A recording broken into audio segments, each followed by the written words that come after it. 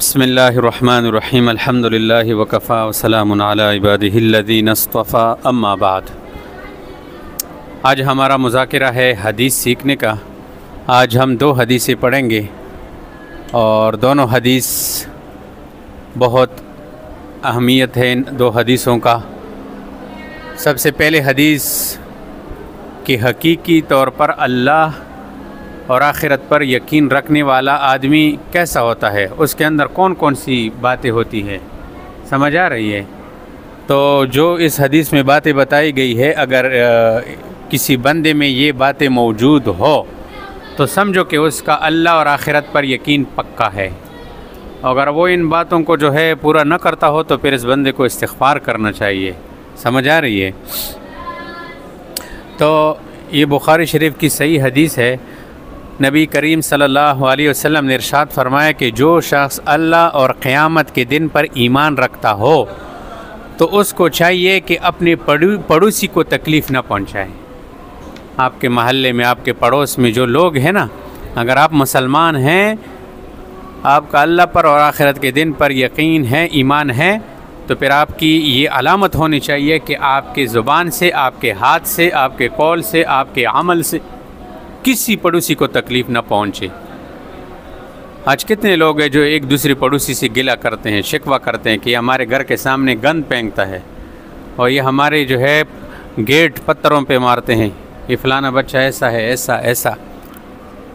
तो ये नहीं होना चाहिए, समझ आ रही है। बड़े भी और छोटी भी सब इसका ख्याल रखें कि पड़ोसी के बारे में तो नबी इस्लाम ने फरमाया कि जिब्राईल अमीन ने मुझे इतनी वसीयत की पड़ोसी के बारे में कि पड़ोसी के साथ ऐसा करो, ऐसा एहसान करो, ऐसा, कि मैं समझने लगा कि ये कहीं मिरास में शामिल ना हो जाए, समझ आ रही है।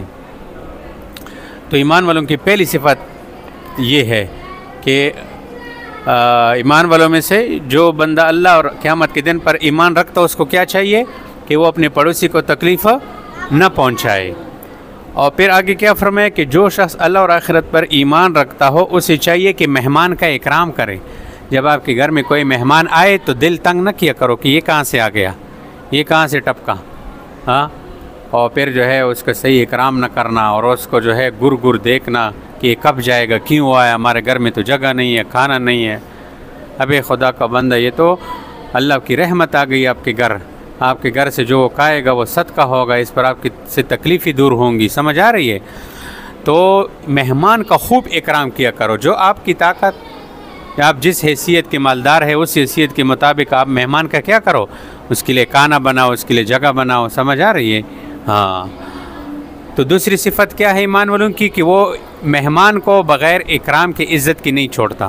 मुसलमान की ये सिफत है कि उसके यहाँ जब मेहमान आते हैं तो उसकी खूब इज़्ज़त करता है, इकराम करता है, समझ आ रही। तीसरी बात क्या है, इरशाद फरमाया, और जो शख्स अल्लाह और आखिरत पर ईमान रखता हो उसको चाहिए कि अच्छी बात कहे या खामोश रहे। ईमान वालों की ये अलामत है कि वो ज़ुबान से फजूल बातें नहीं करता। हर वक्त बकवासात करते रहते हैं लोग, गालियाँ और गीबतें और चुगलियाँ और पता नहीं और क्या क्या बकवासात बकते रहते हैं, लायानी फजूल कामों में अपनी ज़ुबान चलाते रहते हैं। मुसलमान की ये सिफत है, बस या तो अपनी ज़ुबान से अच्छी बातें करता है, अच्छी बातों का हुक्म, बुरी बातों से मुमानियत, ज़िक्र, तिलावत, समझ आ रही, अच्छी बातें जिससे लोगों का फ़ायदा हो, या वो खामोश रहता है।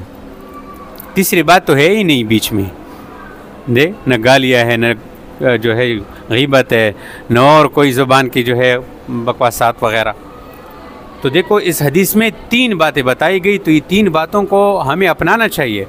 हम कहते रहते हैं कि अल्लाह पर और आखिरत के दिन पर हमारा ईमान है, तो आप देखें कि मेरे अंदर ये तीन बातें हैं, समझ आ रही है, कि अपने आप को देख ले कि मेरे अंदर ये तीन बातें मौजूद है या नहीं है।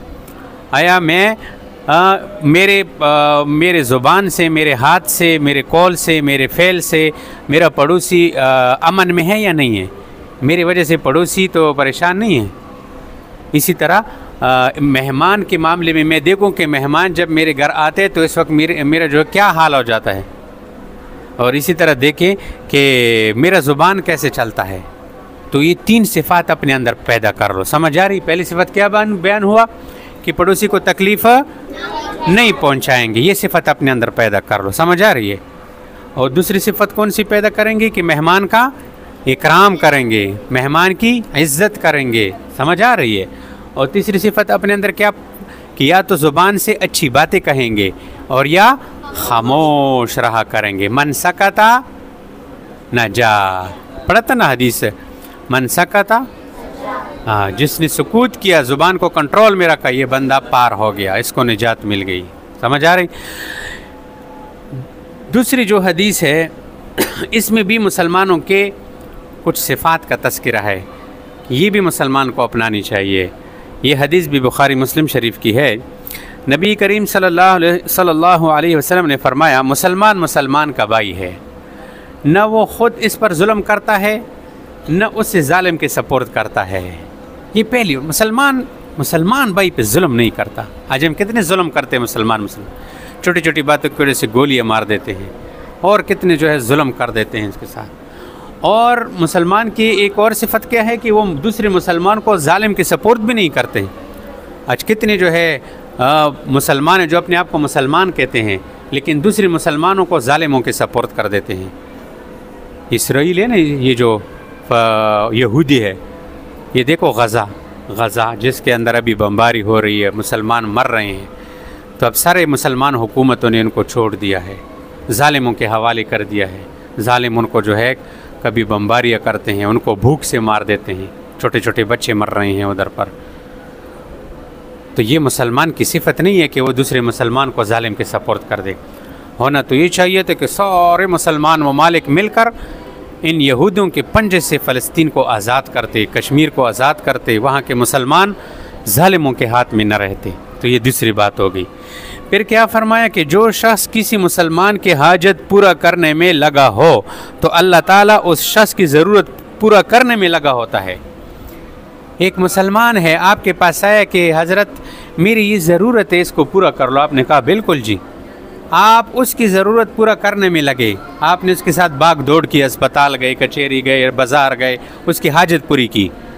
तो जो बंदा अपने अंदर ये सिफत पैदा करता है ना कि मुसलमानों के हाजात पूरा करने में लगा रहता है, तो अल्लाह ताला इस बंदे के हाजात पूरा करने में लगा रहता है। इस बंदे के ऑटोमेटिक खुद हाजात पूरी हो रही है अल्लाह पाक की तरफ से। समझ आ रही। ये दूसरा सिफत। तीसरा, जो शख्स किसी मुसलमान की परेशानी दूर करता है तो अल्लाह ताला उस शख्स की रोज़े क़यामत परेशानियों में से एक परेशानी दूर फरमाए। एक मुसलमान परेशान है, तकलीफ़ में है, आपको पता चल गया कि यार ये बहुत सख्त तकलीफ़ में है, मसलन इसके घर में आटा नहीं है, घी नहीं है, खुराक के लिए सब्ज़ी नहीं है, कुछ भी नहीं है, आपको पता चल गया, आप गए, आपने दुकान से घी, आटा, चावल और पता नहीं क्या कौन सी कितनी चीज़ें लेकर एक पैकेज तैयार कर लिया, उसके घर पहुंचा दिया, आपने उसकी परेशानी दूर कर दी। अल्लाह पाक तो देख रहे हैं ना। नबी अलैहिस्सलाम ने फरमाया क़यामत के रोज़ अल्लाह तबारक व तआला इस बंदे की परेशानियों में से एक परेशानी दूर कर देगा। अब वो कितनी बड़ी बात है, क़यामत के दिन जो है परेशानियाँ बंदे की होंगी, मुख्तलिफ़ गुनाहों की वजह से वो परेशानी अल्लाह पाक इसकी बरकत से दूर कर देंगे।